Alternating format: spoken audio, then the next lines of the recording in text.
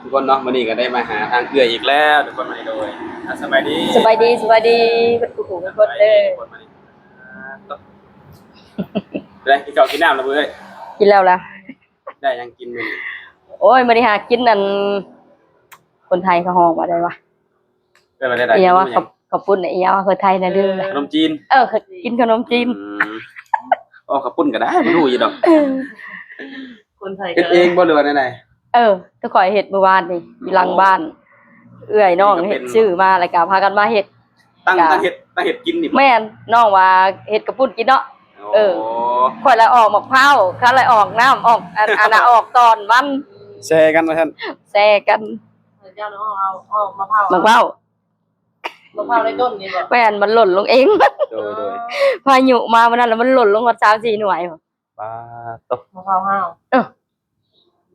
สงสัยอยากให้ถ้าเกิดเฮ็ดมาจักบ่เราจะหมดลงมันอีต้นว่าไม่ห่างนางหมายบ่มีไผอันเกาะให้ก็เลยหล่นลงไป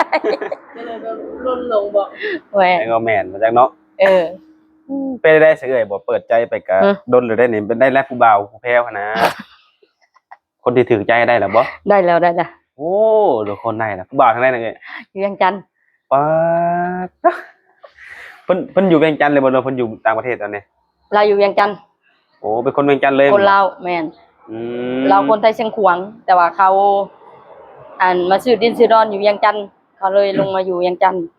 โอ้เขาคนไทยเชียงขวางตกลงปลงใจคบหากันแล้วบ่แม่นจะได้มีข่าวดีแล้วนี่เนาะดนปานใดแล้วคุยกับเพิ่นมาทุกมื้อนี้นะก็เบิกเด้อคบกับเราเดือนสนุกจะออกมาหาเอื้อยเดือนหยังเดือนล่างดิเดือนละเดือนยังเลยแม่นตอนจะออกมาเปิดใจเอื้อยแรกๆน่ะเดือนหยังวะยังเริ่มยังหนาวๆอยู่ตอนน่ะกะเดือนกุมภาพันธ์ในช่วงเดือนกุมภาแม่นเป็นมาอยู่ในช่วงวันที่1นี่แหละแม่นโอ้คบลงกับเราแต่พุ่นมาแม่นบ่แม่นสนุกเลยเห็นว่าแฮงสนุกจะได้ใส่ว้าวใส่เราโอ้ FC ทั้งสนุกที่มาทางช่องนี่แล้วเนาะโดยคือตกลงกันเรียบร้อยแม่นบ่แม่เพิ่นอายุหลายปานใดเด้ออายุ51ปีอายุ51ปีแม่นก็ถือว่าตรงตามที่อ้ายวางไว้เนาะแม่นโอ้สมใจแล้วเนาะสมใจก็ถือว่าจังได๋คบหากันก็โอเคแบบนิสัยใจคอเว้าออกมาก็ตรงกันกับเอื้อยเว้าบัดเวลาเอื้อยเว้าไปก็มันก็ตรงกันกับเขาเวลาแบบคือชุมเฮาวางแผนไว้ว่าเฮาสิเฮ็ดนู่นนี่นั่นแบบว่าสมมุติว่าเฮาเอากันสมมุติเนาะโดยเฮาวางแผนไว้อนาคตสมมุติว่าเฮาเอากันช่วยกันหาเงินหาคำแล้วเฮาอยากได้แบบสิ่งของที่ใหญ่ๆนะแบบเฮาคาดหมายไว้นะโดยสู่คนสู่หาเงินช่วยกันแหละเฮาก็เก็บน้อยเก็บใหญ่เนาะหมู่คู่ได้ยังเฮาก็อยากได้นะแล้วเฮาเว้าไปแล้วมันสิตรงกันกับประเด็นเฮาคิดออกมาแล้วเฮาเว้าแล้วเขาก็รับได้โอ้บัดนี้เวลาเราเสนอมามันก็มาตรงกับนิสัยข่อยก็เลยแบบว่ามันก็เข้ากันได้นะใจตรงกันเนาะแม่นใจตรงกันความคิดตรงกันแม่นการวางแผนก็ตรงกันเนาะตรงโอ้บ่น่าถึงว่าได้มาพบมาพ้อกันเนาะแม่นโดยแล้วเป็นจังได๋อนาคตนี่วางแผนไว้ว่าจังได๋สิไปอยู่เวียงบ่หรือสิแม่นคันเอาเพิ่นก็ให้มาอยู่นำเพิ่นอยู่พุ่นแล้วเฮือนนี่เพิ่นก็ให้ปิดไว้เพราะว่าเขาก็เป็นข้าราชการเขาก็ปะกันมาหาเฮาบ่ได้โดยเฮาก็เลยแบบว่าเฮาก็ต้องทำใจนะแบบว่าทั้งที่เฮาก็บ่อยากปะกันเนาะเฮือนเฮาสร้างนะเฮาปะไปนี่มันก็ต้องเสาต้องมองได้สนุกบ่มีคนอยู่เนาะว่าไงแม่นโดยเพื่อเฮาสิได้ลงมาก็ประมาณ 2-3 เดือนก็เนาะเฮาลงมาทุกเดือนเฮาก็เงินค้ำเด้กูมื้อนี่แม่นมันลดแพงเนาะแม่นโดยโอ้มีวางแผนกันแล้วบ่ว่าสิจังได๋แบบมีวางแผนแล้วเดือนวันที่13แล้วลงมานี่แหละสิให้ไปน้องนี่ถามที่ทำคลองไว้เลยแล้วเดือน6แหละเดือน5วันที่13แม่นโอ้มันก็ยังบ่ดนได้นี่เนาะแม่นสิมีข่าวดีแล้วทุกคนบัดนี้ตบมามื้อนี้ก็คือว่าได้ข่าวดีมันก็ดีใจนำเอื้อยเพิ่นทุกคนเลยเนาะได้พบได้พ้อสักทีบัดนี้ก็จะแม่นสมมุติว่าเขาบ่มาเอาเฮาก็บ่สิให้เฮายังบ่ได้ไปนอนนำไผแม่นบ่สนุกแต่ว่า เว้าที่การที่เขาเว้ามาเฮาก็เว้าไปตามเขาหั่นนะก็เขาเว้าว่า100%เฮาก็ว่า100%เอ้า โดย เนาะ โดย เขากับคนในอยู่ในร้านในการเขาสมมุติว่าเขาสิกิตัวกะอะตัวเฮาก็บ่ได้เสียหายเฮาก็บ่ได้ยังบ่ได้ให้ไปจับไปบายเฮาบ่ โดยโดยโดย ต่างคนต่างแบบคือใจเนาะ เฮาแอนกันอยู่ในโทรศัพท์เฮาก็บ่ได้เสียหายเนาะเฮาอย่าไปจับมือถือแขนเฮาสมมุติว่าหั่นนะก็ว่าสิถือตัวถือต้มก็ยอมรับก็ว่าสิถือหลอกอีกก็ซะก็สิยอมรับได้หั้นนะว่าได้ก็สิถือแต่เขาหลอกอะก็อย่ามันซะไป โดย แม่น นี่เดี๋ยวลงมาซื่อๆเนาะ แม่น มันลงอยู่เลยนี่ไม่ได้เลยเนาะ โอ้มีเนี่ยมันมากันแล้วเนาะ แม่น เรื่องอันนี้สาขาดองคันสอนได้บอกกันได้แล้วบ่ ว้าวเดาๆไว้กะตับอิดว่า50ล้านแล้วเขาขอลงแล้วเขาว่าอยู่ในประมาณ30ล้านแล้วงวดตัวหนึ่งก็เลยก็เลยแบบว่า30ล้านกับ30ล้าน มีบ่คำมัน และเขาเลยว่าคำเด้สารเราเลยว่าโอ้ยเบิ่งแน่ว่าพี่สังกาน้ำมูกน้ำมันก็เพื่อเอารถเอาลางลงมาอีก เอา แสดงว่าได้แต่เงิน กับงู แม่นข่อยก็เลยแบบว่าบ่ได้แล้วก็ยากข่อยก็บ่ได้เป็นคนยาก โดย แม่นกันไปเขามาหาข่อยตอนนั้นน่ะง่ายๆคือว่าทางนี่จะได้โพเอาเงิน คันแม่นว่าไผเขามาหาข่อยตอนนั้นน่ะโชคดีสุดๆถ้าข่อยเป็นคนแบบง่าย ง่ายๆสบายๆ ๆส เนาะ บายข่อยแบบบ่ยากข่อยหา เอาคนเนาะถึง แม่น คน ข่อย ดี เอาคนข่อยบ่แม่นข่อยบ่แม่นสิคิดแต่อยากได้แต่เงินเขา โดย เขาก็อยากได้คนมาสร้างมาสานะ ในเมื่อเฮาเอาคนแล้วเงินนี่จังไดมันก็เป็นของเฮาอยู่แล้วเด้ แม่น บัดแล้วเฮาไปสร้างประชาเป็นผู้เมียกันเนาะ แม่น ชื่อน้ำลัง แม่นเงินค้ำน่ะข่อยเว้ากับเราว่าบ่แล้วเฮาหาเงินได้แล้วซื้อเอาก็ได้ ของนอกกายว่าไปสิจะไป โดย ก็ว่าแบบนี้แหละ โดยก็คือเงินมีเอาคนไม่ได้เนาะต้องได้มาซื้อเท่าว่าแกกิน แม่น แสดงว่าเพิ่นนี่มีใจแบบว่ามักหักเฮาเนาะจริงใจกับเฮาเนาะ น้องเขาก็บอกว่าเขาได้เอ็นในลมข่อยเบิดทุกคน เขายันทางเฮาตัวเขากระทูลงมาถามเบิด เขาเห็นดีเบิดน้องเขาอยู่ยังหัน โดย ก็เลยไปว่าแต่เขาว่าเขาบ่จริงใจเนี่ยเขาบ่บอกน้องเขาข่อยว่าได้ตามคิด โดย แม่นบ่ โดย คันคนที่บ่แบบว่าบ่จริงใจต่อกันน่ะเขาสิบ่เว้าได้ว่าข่อยมีผู้สาวอยู่แขวงนั้นแขวงนี้เขาสิบ่เว้า ก็ปิดอ่ำเนาะ แม่นคันคนที่หักเฮานี่น้องเขาก็เล่าให้ฟังเบิดว่าแล้วก็เล่าให้น้องเราฟังว่าข่อยก็เป็นแม่ห้างแต่ว่าร้านติดแต่ว่าลูกเราก็ใหญ่ไปหาเงินแล้วก็คันเอาเขามาอยู่นำนี่ร้านเขาก็ได้มาอยู่นำได้เราบอกน้องเรานะเดี๋ยวน้องเขาเลยว่าคันเอาขึ้นมาอยู่นำแหละสิเลี้ยงสิเกลือเขากุ้มหุ่มอยู่บ่นะจังหน่อยพัดว่าเอามาแล้วพัดทุกอย่างอีหยังไรเขาปุ๊บนี้เลยเฮ็ดได้ว่าเขาเอาร้านเขาเหาะลงมาอยู่เส้น โดยทุกคนเนาะโตจังไดก็เนาะให้ได้กินน้ำกินตอนได้จังไดก็ เนาะวังว่าอ้ายเพิ่นนี่สิเว้าแท้เฮ็ดแท้เนาะ แม่น อ้ายมันคือเขียนคลิปนี้ดอกน้อยเพิ่นกันเนาะ แม่นเราเป็นคนมีศีลหาประจำใจได้แล้วมักศีลมักนั่งสมาธิแล้วก็ไปดูข่อยก็ไปดูดวงก่อนเราแล้วมันก็มาออกใส่เราเขาก็ยังงงอยู่ได้มันคือมือออกใส่เราทั้งที่ข่อยเสี่ยงใส่กับคนอื่นบ่ออกมาออกใส่เราเลยข่อยว่าไปตั้งงงอะไรเนาะเพราะว่าอีหยังไผนี่มันก็มาขึ้นใส่เขาแลนางเทียมแล้วว่าเนื้อคู่เจ้านาผู้ใดเขาอยู่ทางเหนือผู้ใดขึ้นไปทางท่าแขกไปทางพุ่นใดบ้านเกิดเมืองนอนเรากับคนไทยเชียงควางกับทางเหนือปุ๊ทางเหนือมีเราว่าเจ้าหักเจอกันเราว่ามีผู้สิสักจูงมาหาเจ้าเด้อบ่มีก็เลยว่าสิแหละบ่นะก็บ่ได้ไปใส่คนอยู่แต่เฮือนเลี้ยงตลาดอยู่ในเฮือนก็สิได้เห็นหยังเขาว่าสิแหละขนาดกรุงเทพเดี๋ยวนี้ก็ยังบ่มีโอกาสได้ลง งานเนาะมีเขาว่ามีอย่าเว้าเขาว่ามันมีผู้ใดผู้หนึ่งอันซักจูงมาหากันบ่แล้วน้องเรามาเห็นข่อยน้องเรามาหาฮอดเฮือนน้องสาวเราเราเอาครัวอันบ้านอันนี้นะนี่สนามไซนี่อันพี่น้องเขาไอโก้นี่น้องอันอ้ายไอโก้นี่แล้วเราก็ไปทำงานเลยข่อยเลยโทรหาน้องเขาแนวข่อยกับไอ้มาน่ะตอนอยู่กรุงเทพก็ข่อยสิขึ้นไปอยู่ในห้องเรา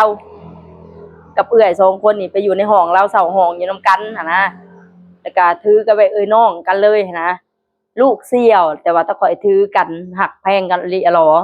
แล้วบัดนี้แหละผู้นี้แหละเอากับน้องสาวแล้วข่อยเลยโทรไปลิ้นน้ำเขาคู่มือ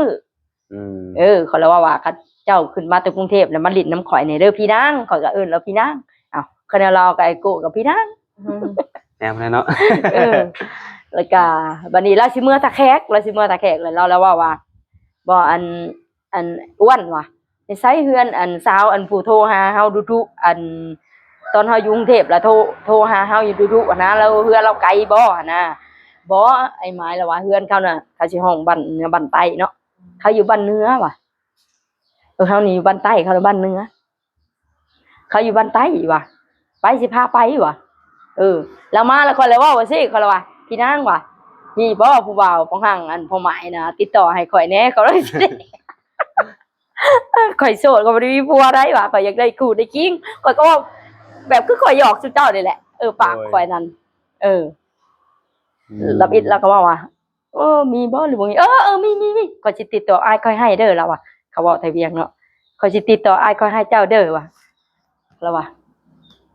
คันเขามีเมียเขามีคู่แล้วเขาบ่เอาเขาบ่อยากแย่งของไผเขาว่าเขาบ่อยากเป็นมือที่3ก็ว่าคันเอาแล้วข่อยเอาคนโสดสนิทก็ว่าพอห่างสิลูกติดมาก็อย่าข่อยรับได้เขาละว่าสิโดยเอาคนเฮาเนาะเฮาสิไปปฏิเสธว่าบ่เอาได้ลูกบัดเฮาก็ยังมีลูกมีหลานน่ะเด้แม่นแล้วคิดสิเพิ่นสิโตเนาะเพิ่นมีเฮาก็มีสิเนาะไงกันเนาะแม่นแต่เพิ่นยังรับเอาได้เฮามีกันเนาะว่าไงแม่นนั่นแหละข่อยละว่าเจ้าสิรับข่อยได้บ่ข่อยน่ะข่อยไม่ห่างอยู่ลูกข่อยมีอยู่แต่ว่าลูกข่อยไปทำงานบ่แล้วข่อยยังเลี้ยงหลานเขาละว่าถ้าสมมุติว่าสิให้ข่อยทิ่มหลานนี่ข่อยก็ทิ่มบ่ได้อันนี้ข่อยทิ่มบ่ได้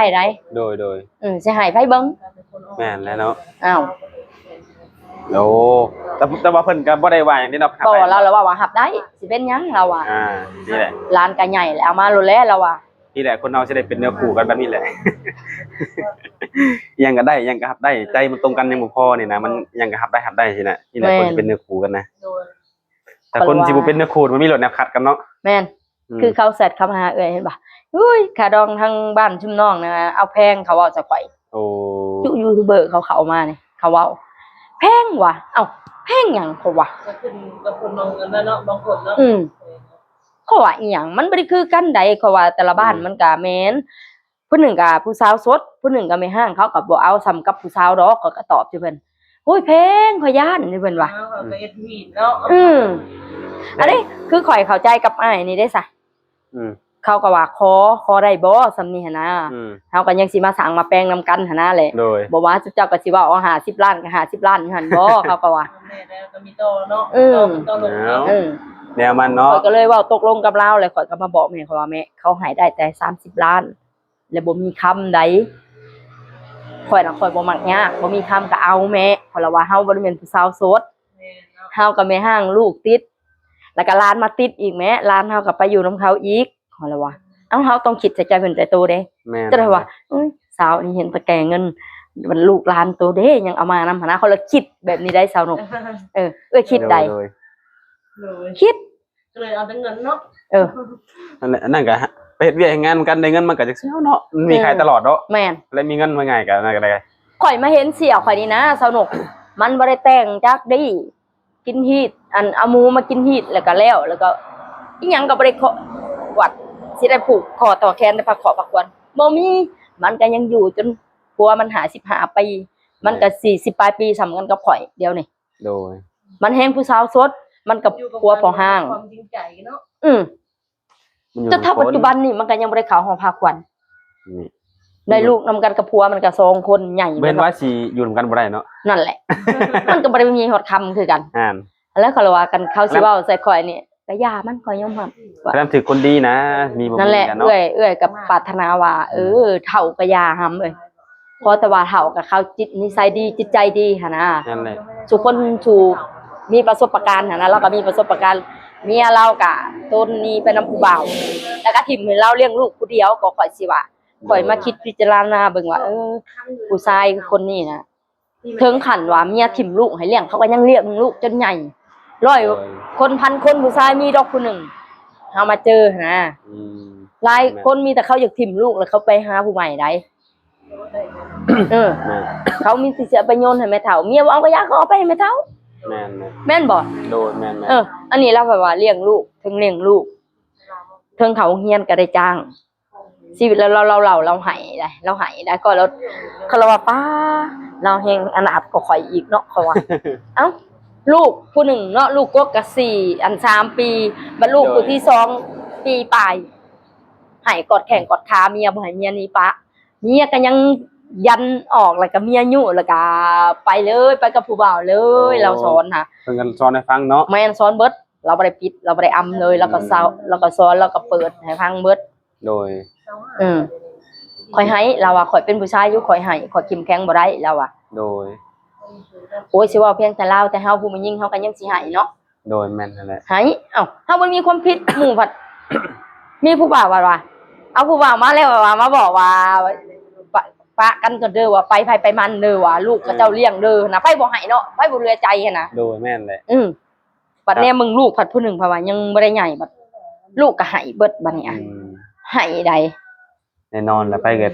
เจอแบบนี้ผู้ใดก็กันบ่อยู่ดอก แม่นสมมุติว่าเจ้าเป็นผู้ชายเจ้าก็สิให้คือการไปลูก นอก ให้ จากว่าเฮา เจ้าสิอดได้บ่ลูกให้แม่น ถ้าเฮาไปพิษอลีให้แห้งนี่สิว่าไปอย่างหนึงอีก หมู่น่ะพังความหมู่เว้าว่าโตน่ะได้ผัวเฒ่าแล้วตัวสิเอาหยังผัวเฒ่าเมียเราเดี๋ยวนี้หาก็36 ปี โอ้ แล้วหมู่แล้วว่าตัวสิเอาไปเฮ็ดหยังเมียน่ะอันผัวน่ะเฒ่าแล้วตัวน่ะไปหาผู้บ่าวก็ยังได้ก็ได้ผัวผู้บ่าวมื้อนี้เราก็ว่า โดย แต่ว่าฐานะบ่ได้ซ้ำเราได้บ่ทำได้เราก็บ่ได้ดูถูกเขาว่าพื้นว่าเราก็เห็นน่ะนะเนาะ โดย แบบคือข่อยนี่แหละแบบบ้านชานใส่สะอาดนี่ก็เห็นเอาสมมุติว่าแม่นบ่ แม่น บ่มีใครดูถูกใครมันหักเห็น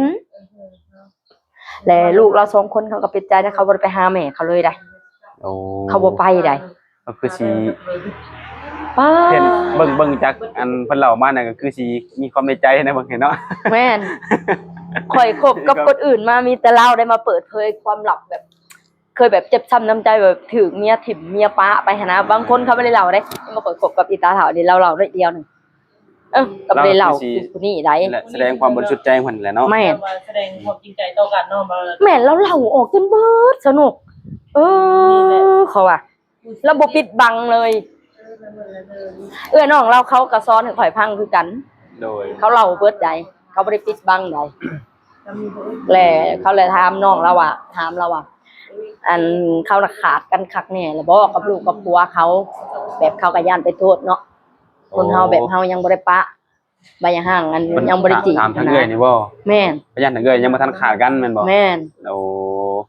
ขาดกันคักแล้วบ่เขาถามเรานั่นเราถามเราน่ะขาดแล้วเราอ่ะ ฉีกใบน้ำตาลเรียบร้อย เรียบร้อย อ่า คันบ่ขาดนะบ่อันให้อันเขานังซีติดต่อสิเจ้ามาสัมภาษณ์ว่ามาเปิดใจซ้ำกะ แม่นแล้วเนาะ โอ้ยพอดีก็สิถึกแบบหาหับสมมุติว่ายังบ่ได้ขาดกับพวก โดยอันนี้ เก่านี่ นี่แล้วเนาะ แม่นก็บ่กล้าอีกว่าสิมาเปิดใจว่าร้อยเด้อ ยังมีผัวมาเปิดปรับใหม่อยู่แฮงไงเนาะ ปรับใหม่ใดสนุกปรับใหม่ใด ยังบ่ขาด เฮาสัมภาษณ์ดูสิเฮาก็เสียหายคือกันเขาก็มาได้ แม่น ผัวสามารถเรียกร้องได้เนาะ ได้ ถ้ายังบ่ปะ ขาดกันเรียบร้อยแล้วเนาะ แม่น ลองมาเปิดใจ คือชุบเจ้าพาไปหายตาก่อนนี่เนาะ เขาเห็นคลิปหันเด้มันก็นอกใจมึงคือกันว่าหันเด้หันเห็นบอกเขาจังให้ยูทูบเบอร์มาสัมภาษณ์ว่าเขาก็ร้อยเห็นบอกยังไปหาอีตาเฒ่าอันนั้นผู้นี้เขาสิไม้ข่อยหันถ้าสมมุติว่ายังบ่ปากกับผัวเก่า ถ้ายังบ่ทันปะผัวเนาะยังไง แม่น อันนี้คือปะแล้วไปหาไผก็ได้ แม่น เนาะ ได้ แบบนั้นแหละ บ่ ต้องบ่ยันว่าไผสิมาเว้าใส่เฮามาห่วงมาหยังเฮาเนาะในเฮาโสดแน่นอน 100% เนาะ แม่นแต่ว่าเขาก็ยังเกรงใจอันผัวเก่าได้เขาเว้าแล้วเขาก็ยังคิดย่านกับบ่ติเขาได้ จักปีแล้วซะเอ่ยปะผัวมา 2 ปีปลายแล้ว 2 ปีปลายเลย แต่คือว่าแล้วเพิ่นก็มีความคิดกับแม่นของเพิ่นอยู่ความคิดเนาะ คือพ่อใหญ่อันนี้ผู้บ่าวอันที่คอยล้มมาก่อนนี่เราก็ยังคิดย่านผัวเก่าคอยมาขา โอ้ แบบเขาเห็นในคลิปในโทรศัพท์นะเห็นบอกแบบเมื่อวานมื้อซื่อนี่ผัดว่าแห้งขาเมียหั่นชุบอีก แม่งญาตินี่เป็น น้องคอยแล้วว่าดีแล้วมึงยังคอยแล้วว่าล่ะยังดีแต่เอ้ยซิ่งปะก่อนเนาะว่ามันจูดกูแล้วมันเพื่อนนี่บ่ใหม่นี่นะข ใครจะกูก็ตายไปคืออันพัวมันหันชบอีอันนี้เขาว่าเคยว่าเมื่อวานนี่ พวกเขาอยู่ใช่ไหม ไปทำงานอยู่กรุงเทพ โอ้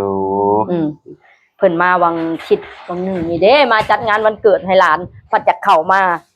คนว่าให้เขาบ่ได้ได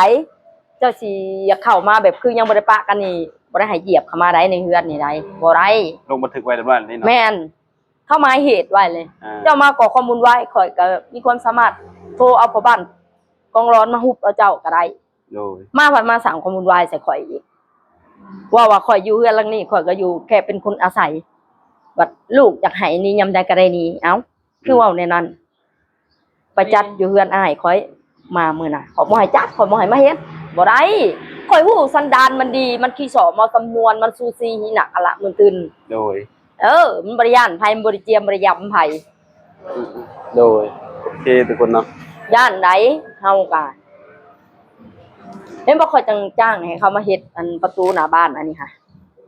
พอกลางค่ำก็คืนมาก็ยังเพราะว่าได้ใส่หลอกใส่แข่ไว้นะถ้าปัดอยู่กับแม่นถ้าปัดอยู่กับเด็กน้อยเนาะคือร้านนี้มันก็ยังบ่ได้ใหญ่แบบว่า10 ปี11 ปีนะสนุกเพราะว่าสิพอสิได้ว่าสวยเรือเฮามันก็5ก็6 ปีเต็มบางเดือน3มันเกิดเดือน3นี่มันสิช่วยยังเฮาได้ โดยแม่นแล้วเนาะ อ้าว